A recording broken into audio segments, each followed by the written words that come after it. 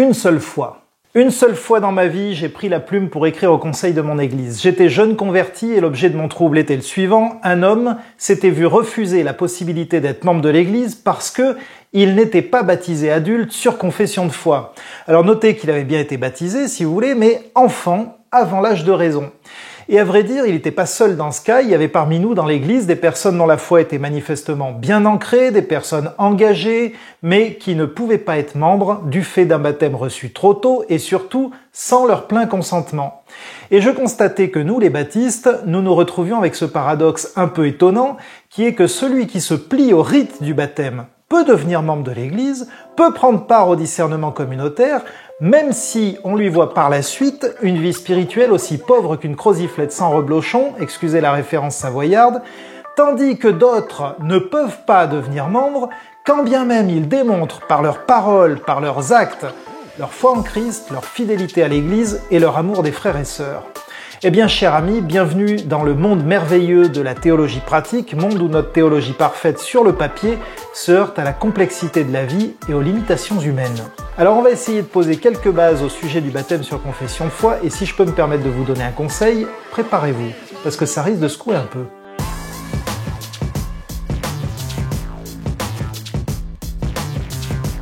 Le texte que je vous propose de lire nous relate ce qui se passe à la Pentecôte, au moment où les disciples ont reçu l'Esprit Saint à Jérusalem. Les gens alentours, qui viennent des provinces environnantes, s'étonnent d'entendre les disciples louer les merveilles de Dieu, chacun dans sa propre langue maternelle. Et l'ambiance est tellement confuse qu'il y en a là pour penser que les disciples sont complètement saouls. Alors l'apôtre Pierre se lève et il explique que c'est pas la raison. Ce qui se passe ici, dit-il, c'est l'accomplissement d'une prophétie, celle du prophète Joël. Ce qu'il se passe, c'est qu'ils ont reçu l'Esprit Saint. Et c'est poussé par l'Esprit que Pierre va se mettre à prêcher. Et voici ce qu'il dit. « Hommes d'Israël, écoutez ces paroles. Jésus, le Nazoréen, cet homme que Dieu a accrédité auprès de vous par les miracles, les prodiges, les signes qu'il a produits par son entremise au milieu de vous, comme vous le savez vous-même, cet homme, livré selon les décisions arrêtées dans la prescience de Dieu, vous l'avez supprimé en le faisant crucifier par des sans-lois. Dieu l'a relevé en le délivrant des douleurs de la mort, parce qu'il n'était pas possible qu'il soit retenu par elle, car David a dit de lui « Je voyais constamment le Seigneur devant moi, parce qu'il est à ma droite, afin que je ne sois pas ébranlé. Voilà pourquoi mon cœur est en fête et ma langue est transportée d'allégresse. Ma chair même reposera dans l'espérance, car tu ne m'abandonneras pas au séjour des morts, tu ne laisseras pas ton sein voir la décomposition. Tu m'as fait connaître les chemins de la vie, tu me rempliras de bonheur par ta présence. » Mes frères, qu'il me soit permis de vous dire ceci avec assurance au sujet du patriarche David. Il est mort, il a été enseveli, son tombeau est encore aujourd'hui parmi nous. Comme il était prophète et qu'il savait que Dieu lui avait juré par serment de faire asseoir un de ses descendants sur son trône, il a vu d'avance la résurrection du Christ. Et il en a parlé en disant qu'il n'a pas été abandonné au séjour des morts et que sa chair n'a pas vu la décomposition. Ce Jésus, Dieu l'a relevé. Nous en sommes tous témoins. Élevé par la droite de Dieu, il a reçu du Père l'Esprit Saint qui avait été promis et il a répandu ce que vous voyez et entendez. Ce n'est pas David, en effet, qui est monté aux cieux, mais il dit lui-même « Le Seigneur a dit à mon Seigneur, assieds-toi à ma droite jusqu'à ce que je fasse de tes ennemis ton marchepied. » Que toute la maison d'Israël le sache donc bien, Dieu l'a fait Seigneur et Christ, ce Jésus que vous avez crucifié. Après avoir entendu cela, ils eurent le cœur transpercé et ils dirent à Pierre et aux autres apôtres « Frères, que devons-nous faire ?» Pierre leur dit « Changez radicalement, que chacun de vous reçoive le baptême au nom de Jésus-Christ pour le pardon de ses péchés et vous recevrez le don de l'Esprit Saint. » Pierre explique donc aux Juifs que ce Jésus qu'ils ont crucifié, c'était le Christ, le Messie qu'ils attendaient depuis des siècles. Ils attendent le Messie depuis des siècles, il a été annoncé par les prophètes, il a été annoncé par le roi David lui-même qui a parlé de lui. Ce Messie qui est attendu depuis des siècles est venu, et qu'est-ce qu'ils ont fait? Ils l'ont fait clouer par des sans-lois, c'est-à-dire par les Romains. Et on voit qu'ils se rendent compte de ce qu'ils ont fait, ils se rendent compte de leurs péchés. Il y a du désespoir dans leurs cris. « Frères, que devons-nous faire ?» Le texte nous dit qu'ils ont eu le cœur transpercé. La douleur est grande, ils se rendent compte du péché et ils se demandent « Maintenant, qu'est-ce qu'on fait, quoi ?» Et Pierre leur dit deux choses. Il leur dit « Repentez-vous » Alors, dans la traduction que j'ai utilisée, c'est « changer radicalement », mais c'est la même chose, « repentez-vous et faites-vous baptiser au nom de Jésus-Christ. Et alors, leur dit-il, vous recevrez le pardon de vos péchés et le don de l'Esprit Saint. » Et j'ai envie de dire, ça, c'est le schéma classique. Vous prenez conscience de votre péché, vous vous repentez, vous vous faites baptiser, vos péchés sont pardonnés, vous recevez le don de l'Esprit Saint. Seulement voilà, dans l'église du XXIe siècle, il y a régulièrement un accroc dans ce parcours joliment tracé. Et cet accroc, c'est que certains arrivent déjà baptisés, avant même d'avoir pris conscience de leurs péchés et avant même de s'en être repentis. Ils ont reçu un baptême alors qu'ils étaient tout petits, un baptême motivé non par leur propre foi, mais dans le meilleur des cas par la foi de leurs parents et dans le pire, par une tradition familiale qui n'a même plus de lien avec une quelconque foi. Et parmi ces personnes, il n'y a aucun problème à dire, je crois, qu'il y en a qui investissent pleinement leur baptême. La foi, ils l'ont, ils se sont repentis, ils reconnaissent en Jésus leur Seigneur et leur Sauveur, ils se savent pardonner, ils ont reçu l'Esprit Saint. Alors certains d'entre eux se demandent très sincèrement et très justement, je crois, au fond, qu'est-ce que ça change qu'ils aient été baptisés un peu plus tôt plutôt qu'un peu plus tard? Eh bien, on va réfléchir en profondeur à cette question du baptême et de l'appartenance à l'église locale.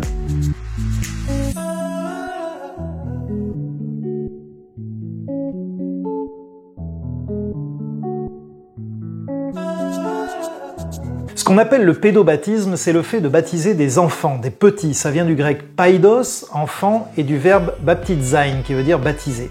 Le credo-baptisme, c'est le fait de baptiser ceux qui confessent leur foi. Credo, ça veut dire je crois, et donc le credo-baptisme, c'est le fait de baptiser des gens qui peuvent dire je crois en Jésus, je crois en Dieu. Il y a un point sur lequel tous les chrétiens sont d'accord, c'est que le baptême, comme la Sainte Seine, du reste, a été institué par le Christ. C'est lui qui a dit en Matthieu 28, 19 que la manière de faire un disciple, c'est de baptiser la personne au nom du Père, du Fils et du Saint-Esprit et de lui enseigner tout ce que Jésus a prescrit. On est tous d'accord jusque-là, donc, mais c'est après que ça se gâte. Et permettez-moi un parti pris qui est le suivant. Au début de l'ère chrétienne, très clairement, on suivait le schéma classique, celui qu'on a vu dans le livre des Actes, et qui est celui du credo-baptisme. On ne baptisait pas les nouveau-nés, il n'y a pas d'exemple dans la Bible de baptême de nourrisson. Alors certains s'accrochent au fait qu'il est dit ici ou là qu'un tel s'est fait baptiser avec toute sa famille, et ils en concluent que dans toute cette famille, il devait bien y avoir quelques bébés. Mais en fait, outre le fait qu'on n'en sait rien, il n'y a rien d'explicite qui irait dans ce sens-là dans les textes, il y a surtout le fait que dans un contexte où il est communément admis et compris que le baptême est sur confession de foi et intervient évidemment après la repentance, même si je vous dis que toute ma famille s'est fait baptiser, vous comprenez de vous-même que je suis pas en train de parler des bébés. Un autre élément concerne la manière de baptiser. Et là encore, très clairement, on baptisait par immersion, c'est-à-dire par la plongée du corps entier dans l'eau du baptême. Le verbe grec baptizein lui-même signifie immerger, c'est ce que ça veut dire. Mais au-delà de l'aspect étymologique, il y a surtout que c'est la pratique qu'on trouve dans le Nouveau Testament, à commencer par le baptême de Jésus lui-même dans le Jourdain. Alors, comment est-ce qu'on est passé d'un baptême sur confession de foi par immersion à un baptême de nourrisson par aspersion? Et peut-être que vous avez jamais entendu ce mot, c'est la pratique qui consiste en fait à verser seulement un peu d'eau sur la tête en général du bébé, mais c'est aussi valable pour des adultes. Donc c'est juste un petit peu d'eau qu'on verse sur la tête du futur baptisé. Ça se pratique dans certaines églises, et pas que l'église catholique, également dans certaines églises protestantes. Eh bien, comme on est passé de l'un à l'autre, je dirais que deux glissements se sont opérés. L'un est historique et l'autre est théologique. On va commencer par le glissement historique.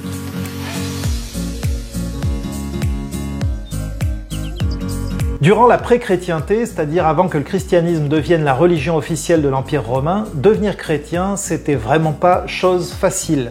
D'abord parce qu'à cette époque-là, le christianisme était illégal, marginal, persécuté. En fait, être candidat au baptême, souvent, c'était être candidat à la mort. Ensuite, parce que dans ces conditions, l'Église était hyper regardante sur les candidats au baptême. D'abord, vous aviez une enquête de moralité. On regardait de près votre situation conjugale, votre emploi du temps, même votre métier. Les gladiateurs, par exemple, ne pouvaient pas être reçus comme candidats au baptême parce que leur boulot, c'est de tuer des gens, et que tuer des gens, c'est pas très compatible avec le Dieu de la vie. Même les soldats ne pouvaient pas être candidats au baptême, en tout cas ils pouvaient l'être que s'ils n'étaient pas gradés, et à la condition expresse qu'ils ne soient pas en condition de tuer quelqu'un. Alors après cette enquête de moralité, vous aviez la préparation au baptême proprement dite. Chez nous, c'est 5 préparations, 5 rencontres. Dans notre église, c'est 5 rencontres. Dans les 3 premiers siècles, ça a duré 3 ans. 3 ans la préparation au baptême. Elle comportait des apports doctrinaux, mais elle comportait aussi des éléments de pratique. On vous expliquait comment un chrétien vit, comment il se comporte et pourquoi il se comporte comme ça. Après, au bout de ces 3 ans, vous aviez une seconde enquête de moralité. Vous étiez interrogé non pas sur la doctrine, mais sur votre comportement. Et il ne s'agissait pas tant de savoir si vous aviez réfléchi à une nouvelle manière de vivre, que de savoir si vous viviez effectivement selon une nouvelle manière de penser. Autrement dit, est-ce que vous avez bien intégré l'Évangile? Est-ce qu'il a vraiment transformé votre vie? À la fin de cette deuxième enquête de moralité, c'était pas encore fini. Vous aviez encore la préparation finale au baptême qui durait encore 3 mois de plus. Là, vous y appreniez le credo, le Notre Père, on priait pour vous et on chassait les démons. On chassait les démons qu'il pouvait y avoir dans votre vie, de sorte que vous puissiez arriver tout beau tout propre le jour de votre baptême. Alors, on peut formuler des critiques quant à cette manière de faire. Par exemple, le fait qu'on n'observe pas dans les textes la nécessité d'une préparation aussi longue pour se faire baptiser. On peut penser à l'eunuque éthiopien qui se fait rejoindre dans son char par Philippe, qui est poussé par l'Esprit Saint. L'eunuque est dans son char, il est en train de lire Ésaïe, il comprend pas trop ce qu'il raconte. Philippe arrive, il lui explique le texte, et le temps du trajet, l'homme se convertit, il voit de l'eau, il dit « il y a de l'eau, qu'est-ce qui empêche que je sois baptisé ?» Réponse, rien, ils descendent, et Philippe baptise l'eunuque éthiopien. Donc on voit que entre la conversion et le baptême, là, il y a 0 délai, il n'y a pas une préparation de 3 ans, 3 mois, etc. Ça se fait directement. Alors pourquoi cette longue préparation dans les 2 premiers siècles, on va dire? Eh bien parce que dans un contexte de persécution, les chrétiens des 2 premiers siècles ont considéré que la croissance de l'Église allait dépendre tout entièrement de votre témoignage, et en particulier de votre manière d'être au milieu des non-croyants. Vous proclamiez que vous étiez passé de la mort à la vie, eh ben fallait que ça se voie. Et le fait est que ça se voyait. L'Église a connu durant les 3 premiers siècles une croissance qu'on ne lui a plus jamais retrouvée depuis. Les chrétiens sont passés de 3000 à la Pentecôte à 6 millions en 312 après Jésus-Christ. C'est une croissance moyenne de 40% tous les 10 ans. Cette croissance, elle n'était pas due au programme d'évangélisation, il n'y en avait pas. La persécution faisait que les chrétiens ne sortaient pas dans l'espace public pour y prêcher l'évangile. Ça ne veut pas dire qu'ils prêchaient pas, mais ils faisaient ça de manière beaucoup plus discrète. Ils se faisaient discrets du fait donc de la persécution. La croissance, elle résultait pas non plus de cultes attractifs pour les non-chrétiens. Les cultes n'étaient pas ouverts aux non-chrétiens. En fait, on filtrait même à l'entrée pour s'assurer qu'il n'y ait que des chrétiens qui rentrent ici pour rendre un culte à Dieu. Elle venait pas non plus, cette croissance, de la bonne réputation des chrétiens. En fait, ils n'avaient pas du tout bonne réputation. On les soupçonnait d'orgie parce que, paraît-il, ils s'échangent de saints baisers. Alors vous imaginez, si on dit que dans cette salle-là où personne n'a le droit de rentrer, sauf les chrétiens, on s'échange de saints baisers, vous imaginez le genre de rumeur que ça peut enflammer et allumer. Et on les soupçonnait même de cannibalisme parce qu'ils mangeaient, paraît-il, le corps et le sang de leur maître. Voyez ? Non, l'Église, en fait, elle croissait parce que les chrétiens étaient attirants. Ils étaient attirants. Les païens voyaient en eux des personnes qui priaient et qui étaient porteuses d'une puissance spirituelle. Ce que je dis là, je le tiens de grands théologiens du IIe siècle, comme Origène ou Justin Martyr, qui mentionnent l'exorcisme et la guérison comme étant la raison principale de la croissance de l'Église. À une époque où beaucoup de personnes se sentaient enchaînées dans leur vie par des forces démoniaques, elles voyaient que les chrétiens vivaient, eux, en hommes et en femmes libres. Les chrétiens étaient également attirants parce qu'ils s'aimaient, figurez-vous. Minucius Félix, qui est un écrivain du IIe siècle, s'étonne que les chrétiens, je cite, s'aiment entre eux, pour ainsi dire, avant même de se connaître. Alors ça, c'est quand même épatant. Ils se connaissent pas, ils se voient, ils s'aiment déjà. Ils vont, dit-il, jusqu'à s'appeler indistinctement frères et sœurs. Et Minucius va être encore plus Félix par la suite, puisqu'il va se convertir au Christ en voyant ça. Ils étaient également attirants parce qu'ils avaient une éthique différente. Dans un texte du IIe siècle qui s'appelle l'Épître à Dionyette, nous pouvons lire par exemple que les chrétiens se marient comme tout le monde, ils ont des enfants, mais ils n'abandonnent pas leur nouveau-né, dis donc. Et alors ça, c'était épatant parce qu'à cette époque, quand un enfant naissait, il était présenté au père qui devait alors décider si la famille allait effectivement le garder ou l'abandonner. Et la précarité aidant, s'il se trouvait qu'il y avait déjà bien assez de bouches à nourrir ou un peu trop de filles dans la famille, faut bien le dire, il n'était pas rare que le père décide d'abandonner l'enfant, ce qui ne consistait pas, soit dit en passant, à le laisser dans un orphelinat où il allait être bien soigné et nourri, mais en fait à le déposer dans une décharge pour le laisser mourir. Eh bien, les païens remarquaient que les chrétiens ne faisaient pas ça. Les chrétiens, eux, gardaient leurs enfants, ils s'occupaient de leurs enfants, parce qu'encore une fois, notre Dieu est le Dieu de la vie. Et finalement, les chrétiens étaient attirants parce que dans une société confrontée à la peur du fait des épidémies ravageuses et d'une espérance de vie minable, les chrétiens, eux, croyaient que le Christ avait vaincu la mort et ils n'avaient pas peur de la mort. Et donc, malgré la persécution, malgré la marginalisation, malgré l'exigence de l'Église elle-même quant aux candidats au baptême, beaucoup de personnes se convertissaient à la foi chrétienne. Et puis au IVe siècle, les temps ont commencé à changer. L'empereur Constantin se convertit et légalise le christianisme. Alors on se dit, chouette, super, voilà, on va être libre de vivre notre foi. Sous son règne, être chrétien n'était plus seulement attrayant, ça devenait une source d'avantages. Ça permettait d'être en bon terme avec son propriétaire, d'obtenir de l'avancement, d'être bien vu des autorités. Alors l'Église s'est mise à croître encore plus vite. Beaucoup de gens voulaient devenir chrétiens et les cultes, sous cette affluence de personnes qui arrivaient, se sont ouverts aux non-chrétiens et en fait, à la fin du IVe siècle, une autre étape a été franchie sous l'empereur Théodose Ier et qui est que le christianisme est devenu non plus avantageux, il est devenu obligatoire. Et en 529, vous avez l'empereur Justinien qui vient enfoncer le clou, Justinien Ier, qui ordonne que tous, enfants inclus, reçoivent le baptême. Eh bien, bienvenue dans la chrétienté, où on ne devient pas chrétien, on l'est de naissance, qu'on le veuille ou non. À cette époque-là, en fait, l'enfant naissait, les sages-femmes le prenaient et le baptisaient elles-mêmes. Hop, emballé, c'est plié. Les églises sont donc devenues non plus tellement des églises de professants, c'est-à-dire des églises composées de gens convaincus, dans un contexte de persécution, qui sont prêts à mourir pour leur foi, que des églises de multitude, où tout le monde non seulement peut entrer, mais veut entrer, parce qu'elles sont reconnues et même favorisées par l'État. Fait curieux, au fur et à mesure qu'on avance dans l'histoire que je viens de vous raconter, on voit les baptistères sortir de terre et devenir de plus en plus petits. Sur le schéma ici présent, on voit que jusqu'au IIe siècle, les baptêmes se passent dans les rivières, dans les lacs, dans la mer. À partir du IIe siècle, on commence à utiliser des installations existantes, des thermes, des bains privés.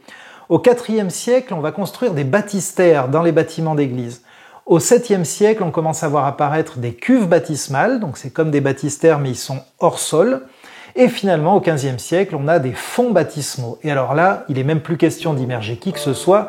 Les baptêmes se font par aspersion, c'est-à-dire en versant un peu d'eau sur la tête du baptisé. Pourquoi ? Eh bien parce qu'en plus d'un glissement historique, il y a eu un glissement théologique.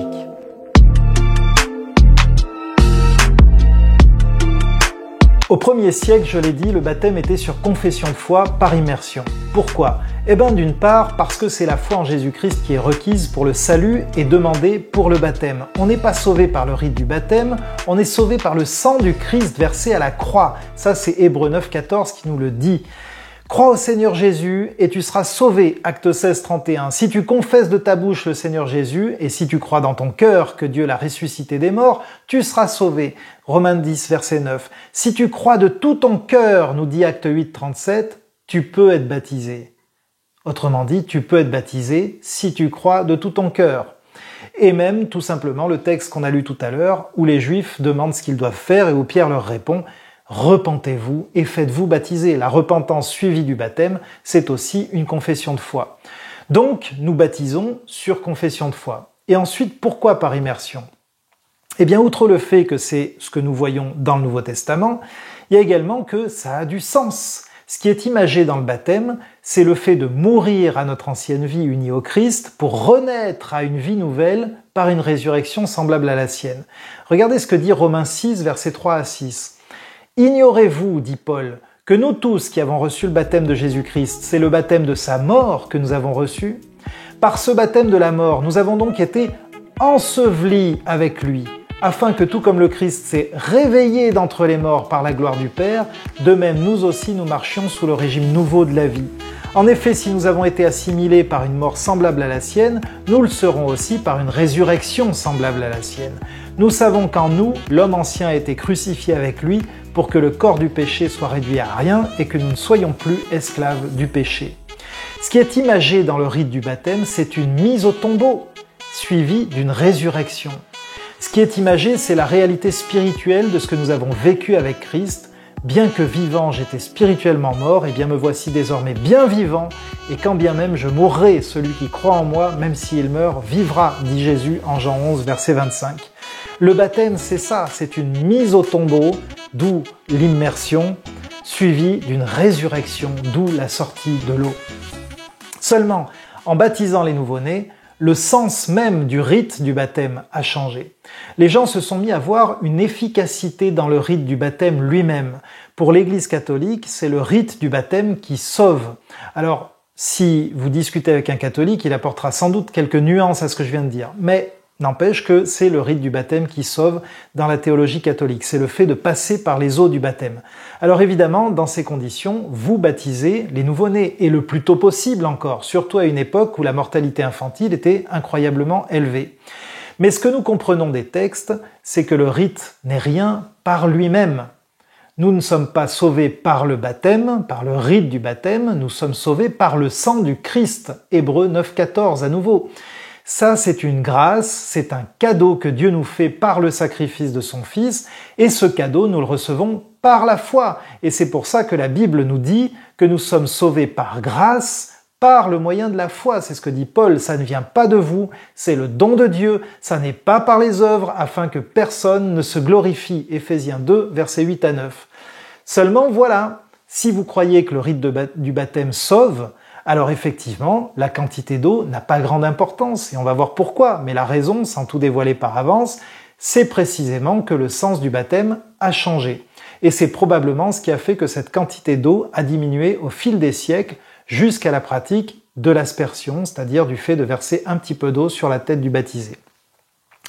Croyez bien que je ne fais pas partie de ceux qui se crispent sur la quantité d'eau utilisée pour un baptême, parce qu'encore une fois, l'essentiel n'est pas là, l'essentiel est bien dans cette expérience de conversion, dans le fait d'avoir été régénéré par l'Esprit Saint, et c'est ça qu'on vient manifester publiquement par le baptême.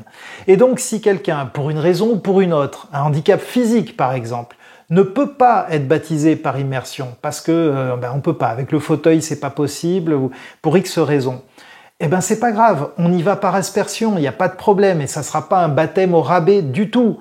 Mais c'est l'exception, parce qu'encore une fois, l'immersion a du sens, et le sens qui peu à peu a été donné à l'aspersion dans certaines églises, là encore, n'est pas le même. La symbolique de l'aspersion, ce n'est pas l'ensevelissement uni à Christ suivi d'une résurrection à une vie nouvelle en Christ. La symbolique de l'aspersion, c'est une symbolique de purification des péchés. Or précisément, 1 Pierre 3, 21 dit explicitement que le baptême n'est pas la purification des souillures de la chair, mais qu'il est l'engagement d'une bonne conscience envers Dieu. Autrement dit, le rite du baptême ne sauve pas. Le rite du baptême n'enlève pas le péché. Si on le vide de son sens, en fait, le rite du baptême, c'est une plongée dans une piscine, c'est tout. Ce qui sauve et ce qui enlève le péché, ce qui purifie du péché, c'est le sang du Christ à la croix. Le baptême, c'est l'engagement d'une bonne conscience envers Dieu. Et ça demande d'avoir atteint l'âge de raison.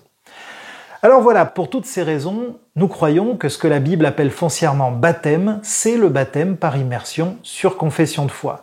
Ça n'enlève rien à la valeur de ce qu'ont voulu transmettre les parents en faisant baptiser leurs enfants, et on peut tout à fait l'imaginer, imprimer une direction, montrer ce qui est important, transmettre quelque chose de leur propre foi. À vrai dire, j'aurais pu être beaucoup plus long d'ailleurs en développant les aspects théologiques qui sous-tendent cette pratique du pédobaptisme, parce qu'ils existent. Ni Luther ni Calvin n'ont remis en cause le baptême des nouveau-nés.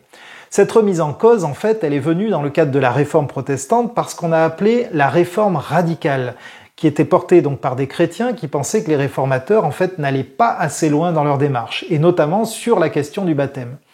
Ces chrétiens ont donc commencé à pratiquer le baptême d'adultes sur confession de foi, ce qui leur a valu le doux surnom d'anabaptistes, c'est-à-dire ceux qui baptisent à nouveau, ceux qui rebaptisent.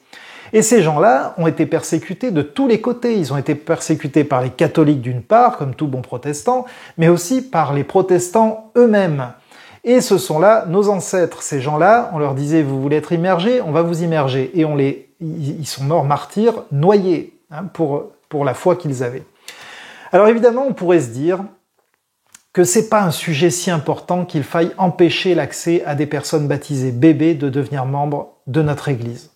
Après tout, j'ai passé beaucoup de temps à dire que ce qui sauve, c'est pas le rite du baptême, c'est le sang du Christ. On est sauvé par grâce au moyen de la foi. Et donc, si la foi est là, qu'importe le moment et la manière dont le baptême a été administré. Certains le pensent. Mais, frères et sœurs, je suis convaincu qu'on doit tenir ferme sur cette question du baptême adulte sur confession de foi. Parce que ce baptême, c'est une expérience singulière qu'on ne peut pas rabaisser au rang de formalité sans importance. En particulier parce que le baptême, s'il ne sauve pas, est un acte symbolique d'obéissance. Il est le signe choisi par le Christ pour faire de nous un disciple.